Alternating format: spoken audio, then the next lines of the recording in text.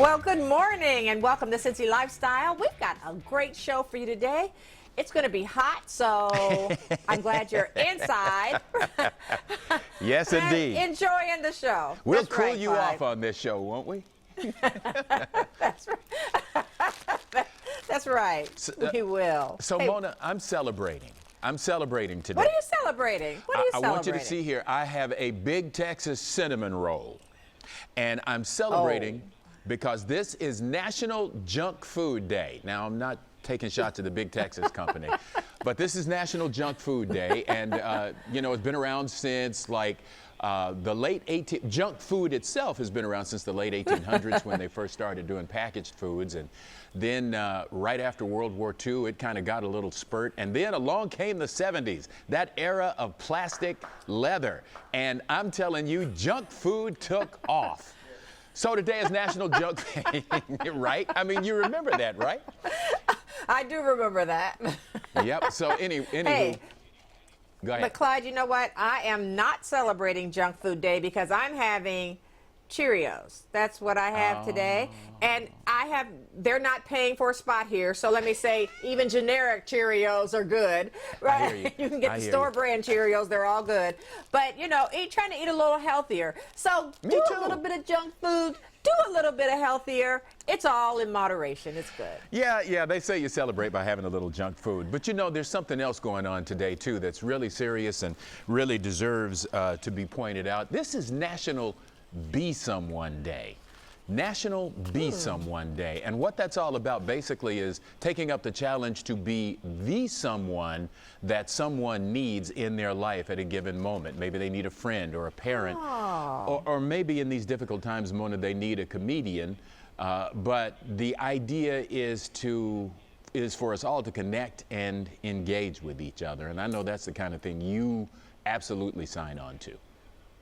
I really do. You know, yesterday I can be really bad about calling people back. I just admit it. I confess it. I know. But I called a friend who had called me last week, and I called her, and I said, hey.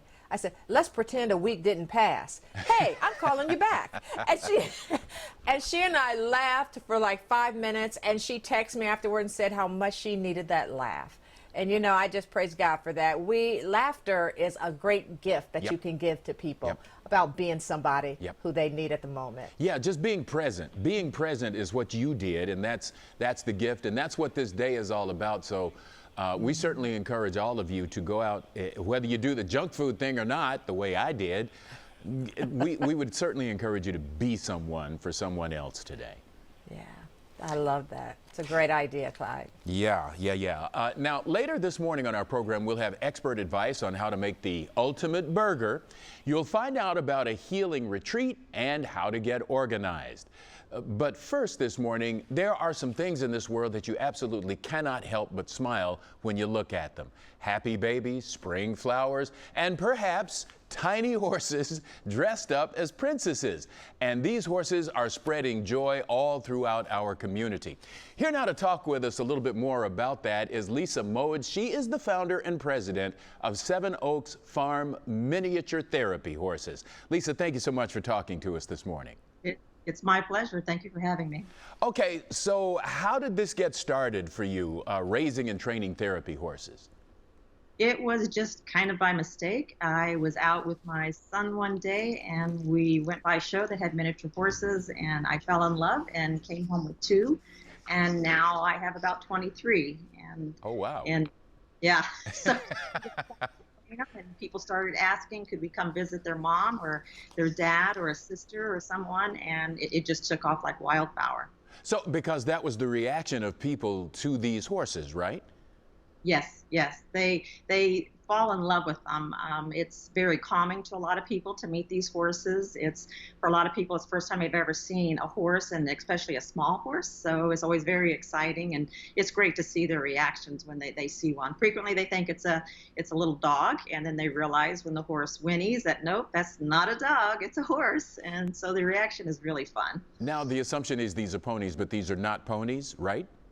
Correct. They're not. They're smaller than, they're the smallest of all the equine breeds, and they have their own DNA. Everything about them is a little bit different, and they are miniature therapy and miniature horses. Okay, and because they're miniature, it's, I gather, a little easier to get them around, and you've been kind of far and wide with them, haven't you?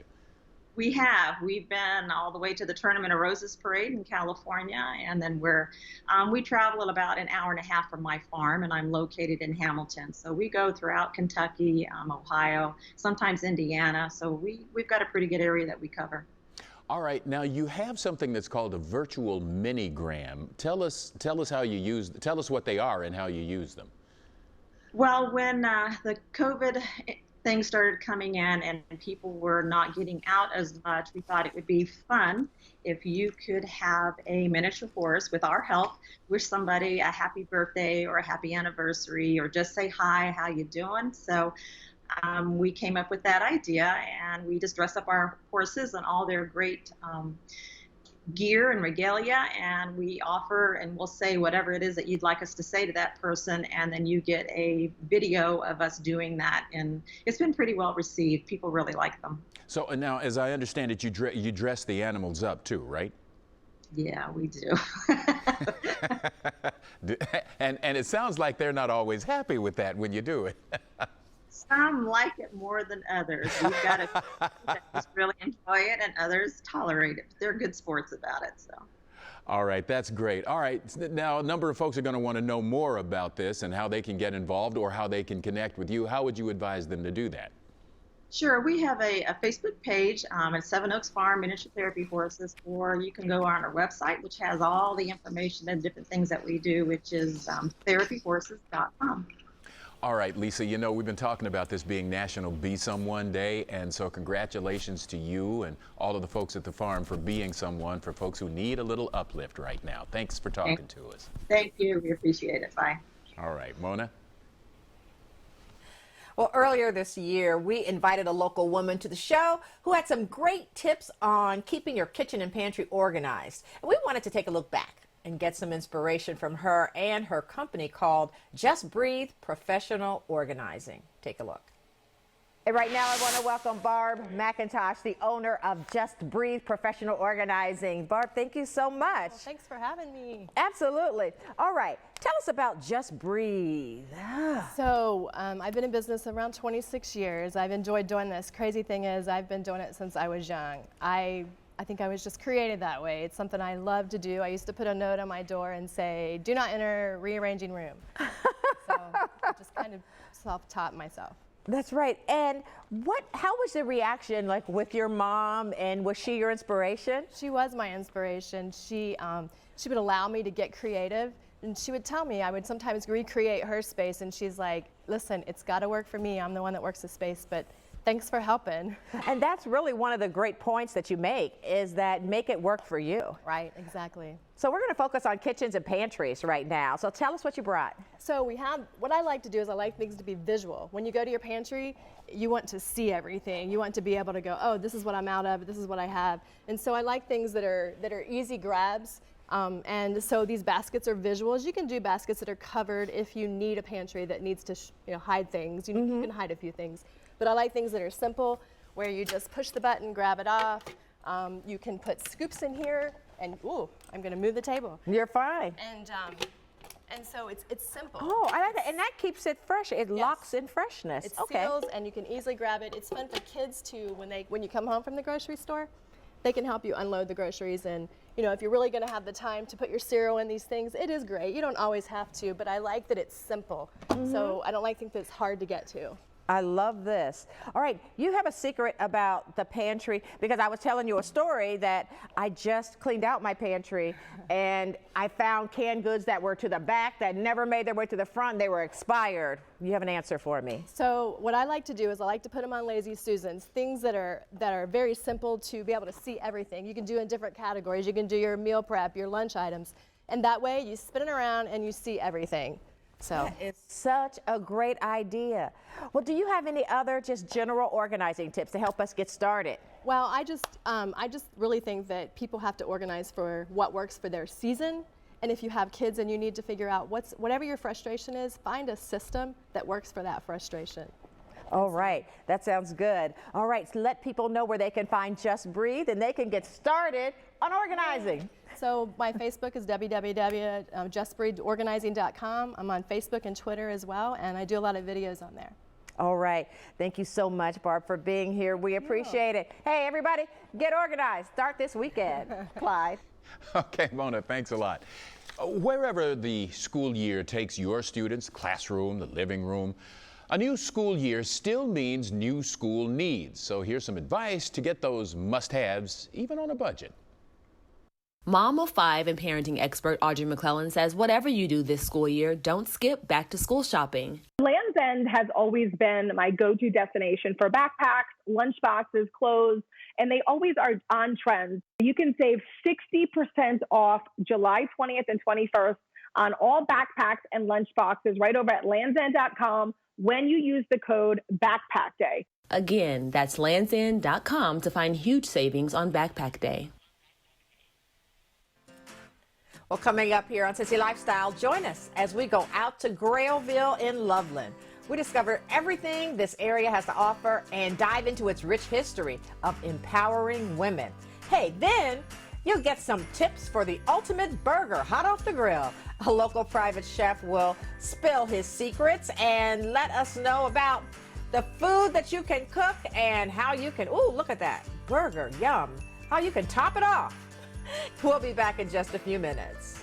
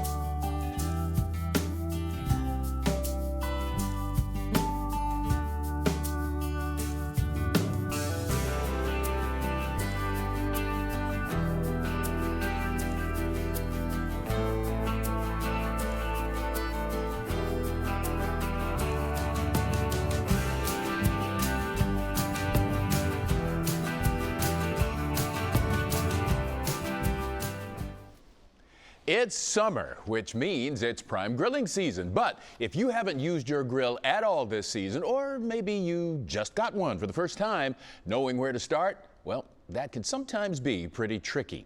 So here to give us some grilling tips, want to welcome Chef Savour. He is a private chef. So thank you, Chef, so much for being here with us this morning. And I'm going to jump right in. What are your top 3 tips and tricks for grilling burgers?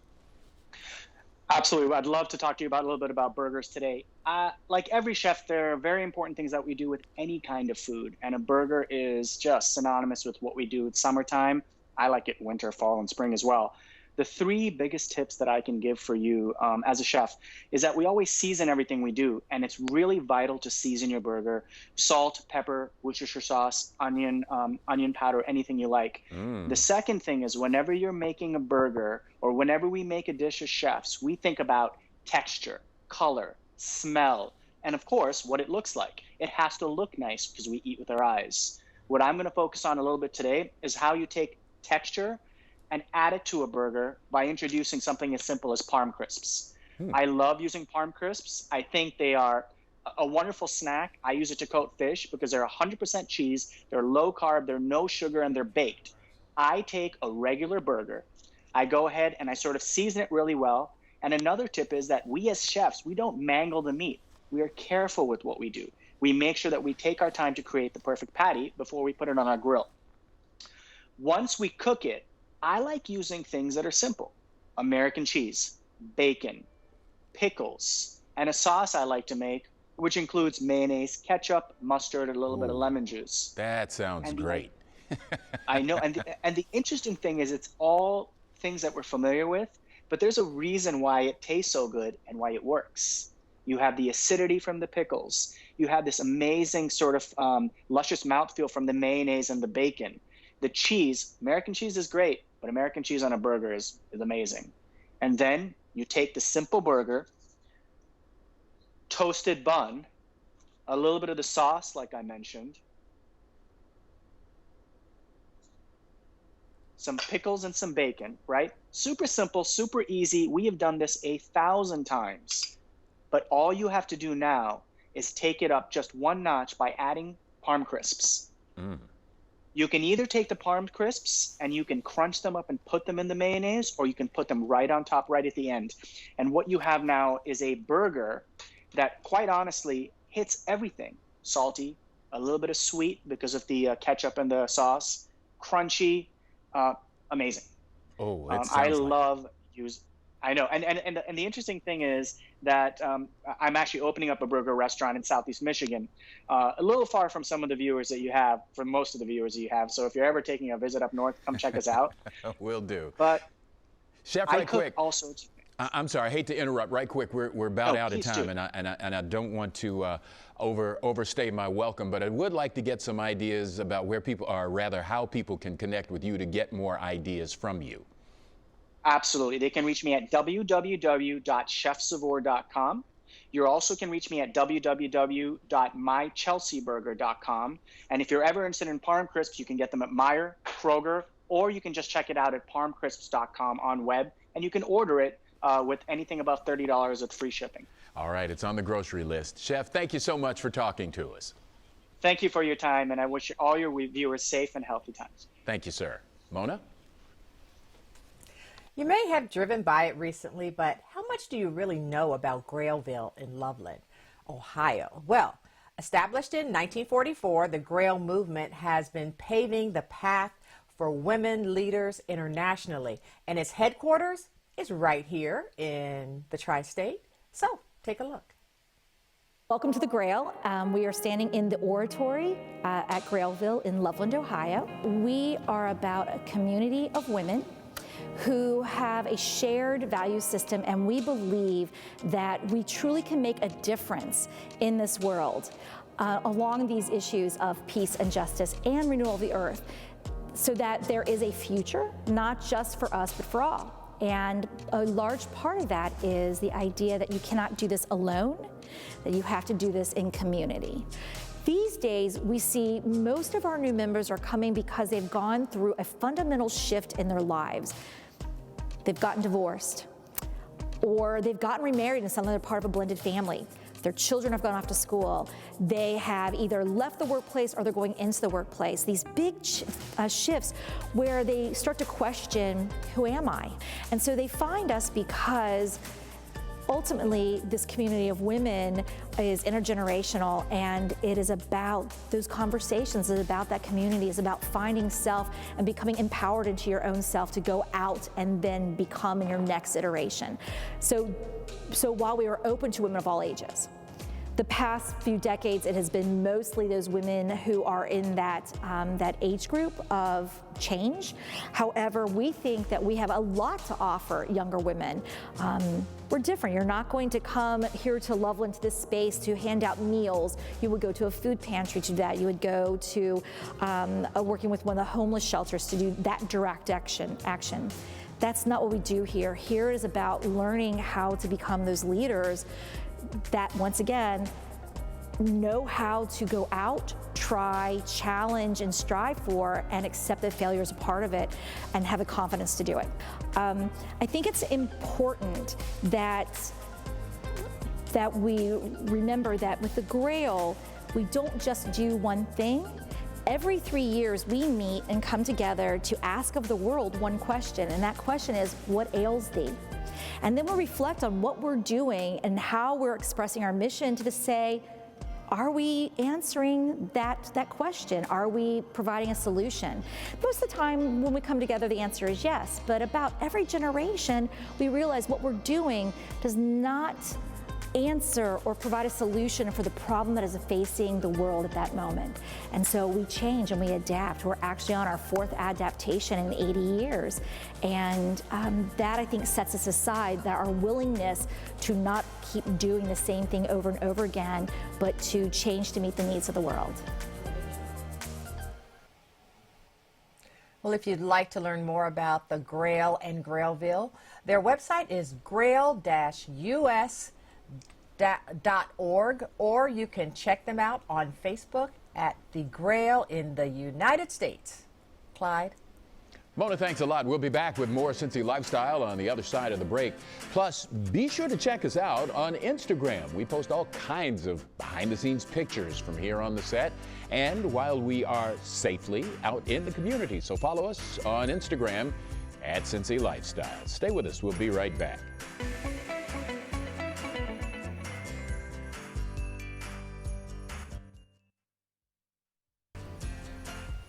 Now, PK, the director, swears that tower is leaning. Okay, Peter, thanks. Hey, anyway, look, it's going to be hot, hazy, humid today.